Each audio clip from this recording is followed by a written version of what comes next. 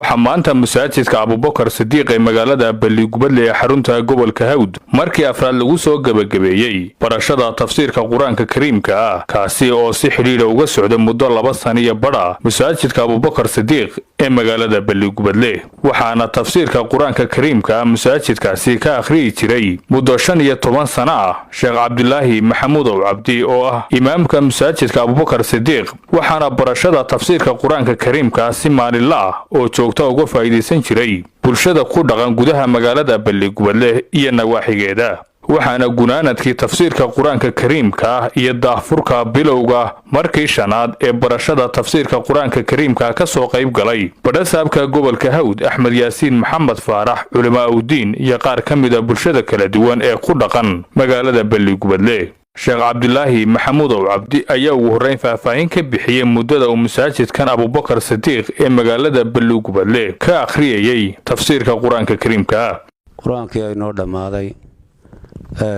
intii ka soo wada qayb gashay badhasaabku horeeyo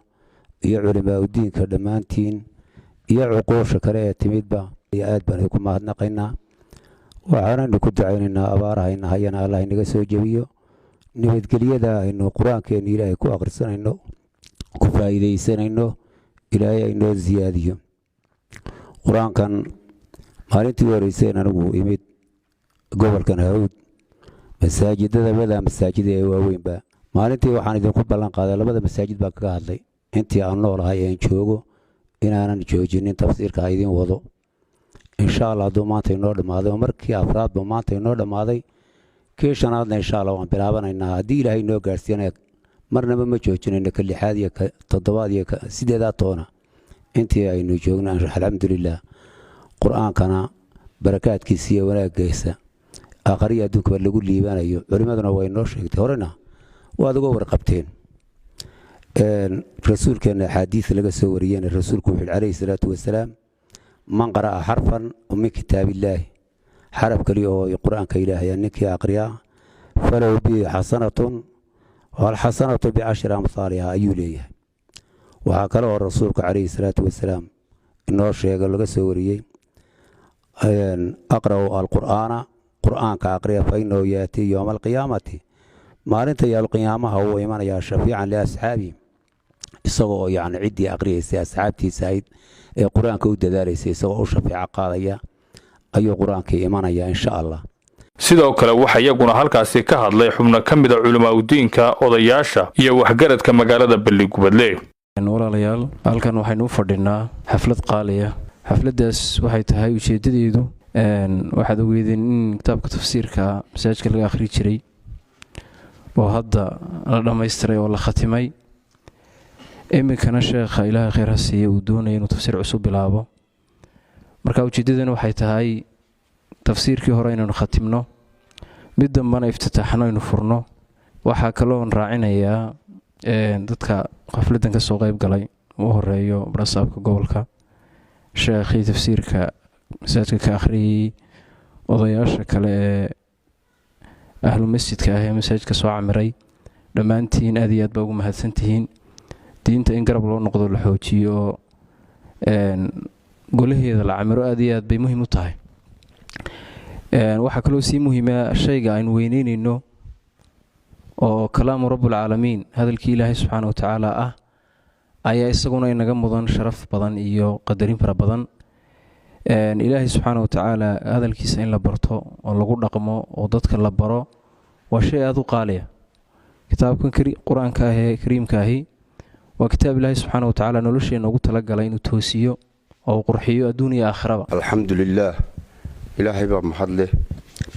وحن كلون هاد علينا يا شيخا تصوير كنو آخرية كل سوقت في مركز شنات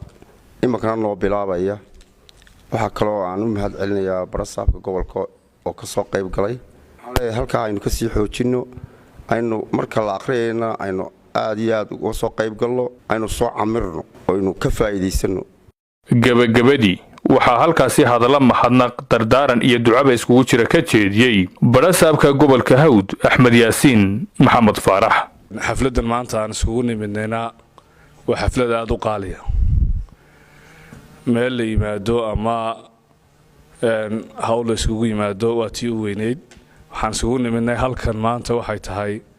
waa kalaamu rabbulcaalamiin waa kalaamullah sheekhana waxaan leenahay jasaakum allahu khayr 4 goor buu ka dhameeyey halkan tafsiirka quraanka waa markii shanaad uu ka dhamaynayo waa qowlkii rabbi waxa qofka si waajib ku ah inaan diinta baranno inaan quraanka baranno sheekh maxamed sidoo ka dhawaajiyay quraanka dhaqan ahaan waan baranaa xifti ahaan waan xiftinaa laakiin macnihiisa ama tafsiirkiisa kuma badnin ka waxaan rajaynayaa insha Allah taala sheekh khayr Allah siiyay inakuna inaan ka faa'iideysano haddii Allah idhaa barashada tafsiirka inaan inakuna ka faa'iideysano oo isku soo haddii Allah idhaaho aan isku soo urursano sheekhana jasaakum allahu khayr intii horena Allah ka ajisaysiyo inta noo shahayna insha Allah waad noo wadi doontaa annakana ilaahay waxaan ka rajaynayaa kuwii ka faa'iideystay inuu ilaahay dhammaantayba ka yeelo dadweynaha magaalada Balligubadle ku dhaqana dhammaan waxaan u rajaynayaa wanaag badan baan u rajaynayaa kuwii ka faa'iideystay inuu ilaahay ka yeelaan u rajaynayaa haddii Allah idhaa nasiibka ayna siiyay innakana inaan ka faa'iideysanaan inagu boorinayaa insha Allah taala